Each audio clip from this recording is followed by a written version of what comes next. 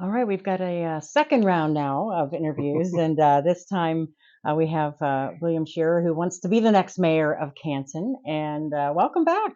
Thanks, Pam. I really appreciate the opportunity to come back. Thank Yeah, you. Thank you. glad to be able to talk to you again. So you made it through a crowded primary race, Yep, and a very tight primary race, I might add. absolutely. Um, what kind of things do you think you want to do to unite the voters who cast ballots for other folks in that primary? Um, you know, the primary, I learned a lot through the primary, and we were very blessed and very fortunate with Canton being the eighth largest city in the state of Ohio to win by 56 votes. And I've been a Democrat my whole life, but I also had a lot of Republicans that voted for me, and I'm very grateful for that.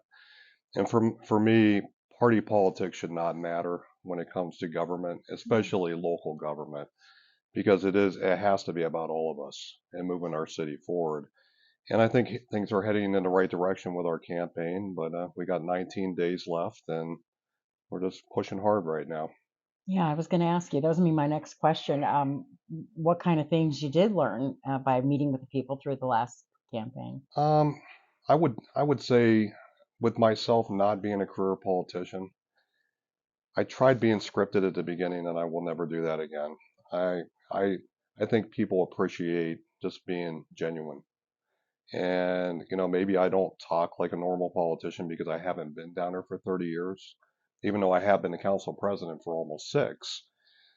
But just it's getting a lot easier and just kind of getting into the flow with things, with talking to people. And I'm a firm believer in knocking on doors and having a chance to introduce myself to people and tell them a little bit about myself. I'm just a blue collar kid that really never left this town.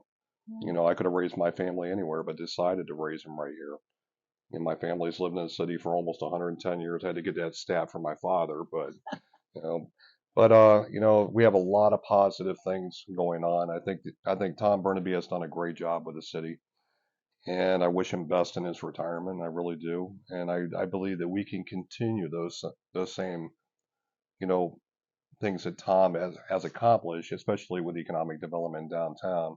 But I think we need to change our focus and start investing in our neighborhoods. And I'm sure we'll talk about that. But Yeah, yeah. so And that's talk about why you want to be the mayor of Canton. What made you want to go down this path? I've always had a passion to make a difference in our community. I look at through my career with Ironworkers Local 550, and no disrespect to my father, which was the head of our union, and the three guys in between.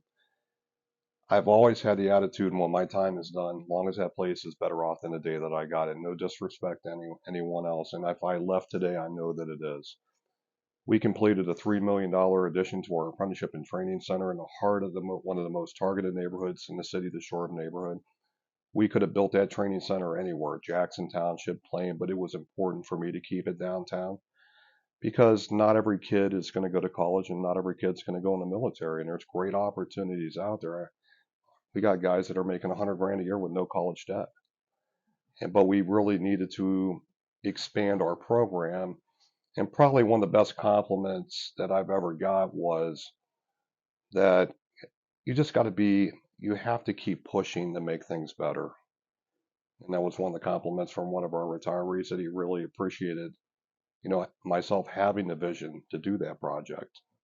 So, Let's talk about the three things that you consider the most important when it comes to why you want to be mayor, what you want to accomplish as your priorities. You talked about neighborhoods and safety and economic development. yeah. So let's start with safety. Our numbers with our safety forces, especially Canton PD, are the lowest that they've ever been. And I'm not saying that the administration has not tried to get our numbers up. Being a cop in today's society is not a popular thing, and we're going to have to put our heads together to get our numbers up. But the city will not move forward without safety. When you look at the expansion with the Hall of Fame Village and especially downtown, we have got to find a way to get our numbers up, and we're also competing against other communities and Yeah. without bankrupting the city because we survive on income tax. Mhm. A lot of people have asked me, "Are you going to raise taxes?" I am not going to raise taxes. Yeah. But we need to learn off what we have, but we also need to take an aggressive position with economic development because that is the lifeblood of the city of Canton. We need to take an aggressive position with annexation, but we also need to work with other communities. Like currently, we're working with Jackson Township and Perry Township with some JEDs, some joint economic districts, where they do not have the ability to collect the income tax, but we do. So the great example would be the new Myers grocery store and the Costco. And it's been a Yeah. great working relationship with our neighboring communities. So safety is the top of the list. I mean, that is number one. Number two, we have got to develop a plan to start investing in our neighborhoods one block at a time.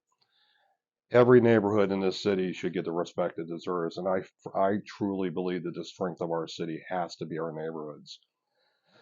One thing that I campaigned on during the primary was that I firmly believe that downtown is heading in the right direction and we need to keep that momentum. But every road you travel on in our city, no matter what your neighborhood you're in, still lead downtown. It doesn't matter which way you're going. But we also, I believe, and I'm not saying this is not a jab at the administration or the mayor, but I just believe that we need to listen better. I believe we need to communicate better. So when I talk about communicating, how do we communicate? We stick something in somebody's water bill. I know that we can do a lot better than that. But I would like to hire somebody to be designated for the head of communications for the city. I don't think we've had that position for a while. And but what about all the good things that are happening? Just not what you read in the repository. So neighborhoods are definitely it's definitely neighborhoods could be number one, but it's definitely on the list with the top three. And just have an aggressive position with economic development. And we talk about economic development. We see what has happened, with Centennial Plaza, and that's always been for as long as I've been here. Everybody says we have to get everybody to come back downtown. We need to get folks to come downtown. We've started to do that more, but I think the safety thing goes back to it. There's still people who are afraid to come downtown. Yeah. How do you get rid of that stigma? I think it's a perception, Pam. I really do. A lot of people that do not live in our city can easily have that perception. They can. I have never felt unsafe downtown ever. But I will say this, when council approved the curfew ordinance, and then we had to go back in a minute, and there were 4 council members that voted against that. My question to those 4 council members would be, so what is your plan? Or we're just going to sit there and do nothing. And this is not about me being a candidate for mayor, but myself and my wife were down for First Friday for Hall of Fame. And it's 10 o'clock and we're right on Court Avenue, right behind Centennial Plaza. And for my wife to tell me that she didn't feel comfortable and she was ready to leave, that's unacceptable. That is not good for our city. That is not good for business, small business, downtown. And we need to give, and I firmly believe that Chief Gabbard is the guy, the right guy for the job with building trust back into our neighborhoods and with community engagement and community policing. But we have got to get our numbers up. There are so many things that I want to see us do. We do zero traffic enforcement in the city. So what is the priority? If our numbers are that low, they're going to take the priority calls first. But we need to give him the resources that he needs. And also, I mean, how bad is mental health in our community? All you have to do is drive around town and we see it every day. And I know we have a mental health resource officer on day shift, but I want to work hard to get somebody on second shift and third shift to assist our safety forces. And it's just not about Canton PD. What about our paramedics that are on the front lines and what they're dealing with?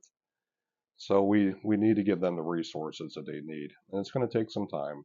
Yeah. So You mentioned the communications director. Any other positions that you are thinking about adding? right now, if I would be fortunate to be elected mayor, I believe that Tom Burnaby has surrounded himself with A-plus people, and if I would be elected November 7th, nobody is going anywhere.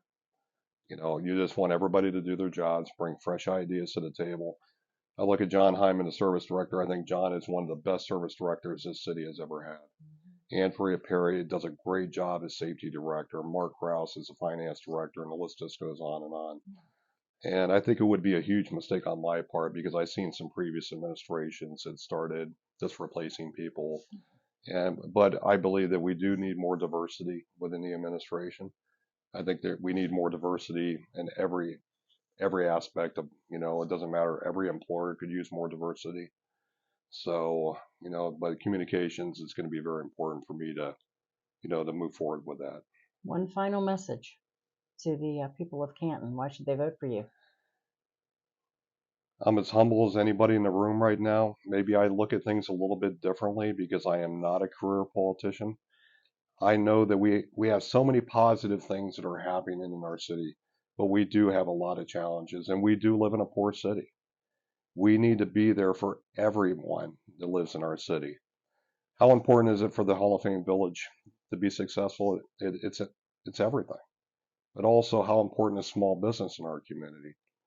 And we have to figure out a way, and we need to develop a plan to start investing in the people in our city and start investing in the neighborhoods.